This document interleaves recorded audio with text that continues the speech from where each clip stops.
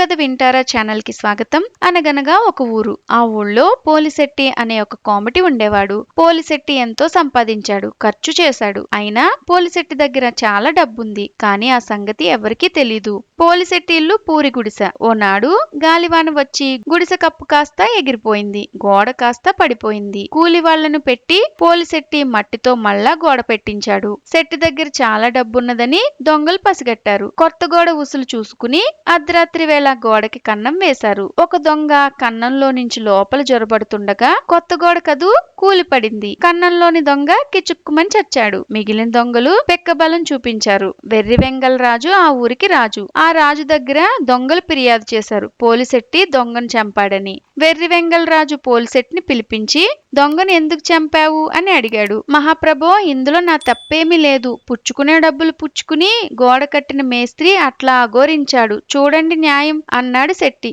రాజు తాపీ మేస్త్రిని పిలిపించి శెట్టిగారి గోడ అంత అసనాటుగా ఎందుకు కట్టావు అని అడిగాడు. మహాప్రభో, ఇందులో నా తప్పేమీ లేదు. కూలివాడు మట్టిలో నీళ్లు జాస్తిగా కలిపాడు అన్నాడు తాపీ మేస్త్రి. రాజుగారు కూలివాడిని పిలిపించి, ఒరే, మట్టిలో నీళ్లు జాస్తిగా ఎందుకు పోసావు అని అడిగాడు. మహాప్రభో, నా తప్పేమీ లేదు. కుమ్మరాడు కడవ మూతి పెద్దది చేశాడు అన్నాడు కూలివాడు. రాజుగారు కుమ్మరాన్ని పిలిపించి, కుమ్మరాడా కడవ మూతి పెద్దది ఎందుకు చేశావు అన్నాడు. మహాప్రభో, నా తప్పేమీ లేదు. నేను కడవ చేసే సమయానికి నాట్యకత్తె ఆ పక్కగా వెళ్ళింది అన్నాడా కుమ్మరివాడు. రాజుగారు నాట్యకత్తెను పిలిపించి, కుమ్మరాడింటి మీదుగా ఎందుకు వెళ్ళావు అన్నాడు. మహాప్రభో, నా తప్పేమీ లేదు. కంసాలి నా నగ ఇవ్వడం ఆలస్యం చేస్తే అందుకు వెళ్ళవలసి వచ్చింది అన్నది నాట్యకత్తె. రాజు కంసాలిని పిలిపించి, కంసాలి నాట్యకత్తె నగ ఎందుకు త్వరగా ఇవ్వలేదు అన్నాడు. మహాప్రభో, నా తప్పేమీ లేదు. కోమటి నాకు బంగారం ఇవ్వలేదు అన్నాడు కంసాలి. రాజు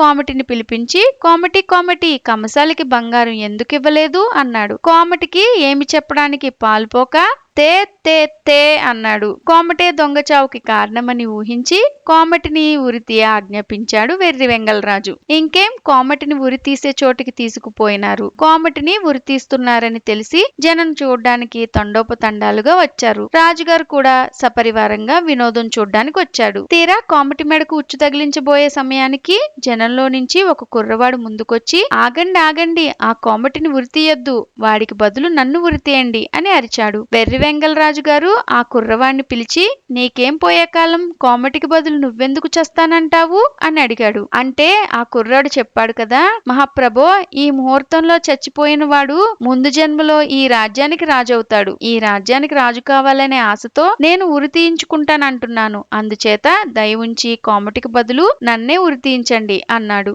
అనేటప్పటికీ వెర్రి వెంగళరాజు గారికి చెడ్డ కోపం వచ్చేసింది. ఆరి బడవ, చక్కగా ఉరి తీయించుకుని వచ్చే జన్మలో నా రాజ్యం కాజేద్దాం అనుకుంటున్నావా? నేను ఒప్పుతాననే నీ ఉద్దేశం? ఈ ఊరి ఇంకెవరికి పడ్డానికి వీల్లేదు, మేమే పడాలి. మళ్ళీ వచ్చే జన్మలో ఈ రాజ్యాన్ని మేమే ఏలాలి. అందుచేత మమ్మల్ని తక్షణమే ఉరితీయండి అని రాజుగారు భటులను ఆజ్ఞాపించారు. రాజాజ్ఞ దాటరానిది కదా, అందుచేత రాజుభట్లు ఉరి స్తంభం మీద నుంచి కోమటిని దింపేసి వెర్రి వెంగళరాజు గారిని నిక్షేపంగా ఉరి తీసేశారు. ఉపాయంగా కోమటి మరణదండం తప్పించిన కుర్రవాడు ఆ రాజ్యానికి రాజైనాడు. ఇలాంటి మరెన్నో కథలు వినాలనుకుంటే తెలుగు కథ వింటారా ఛానల్ ని సబ్స్క్రైబ్ చేసుకోండి. మరొక మంచి కథతో మళ్ళీ కలుద్దాం.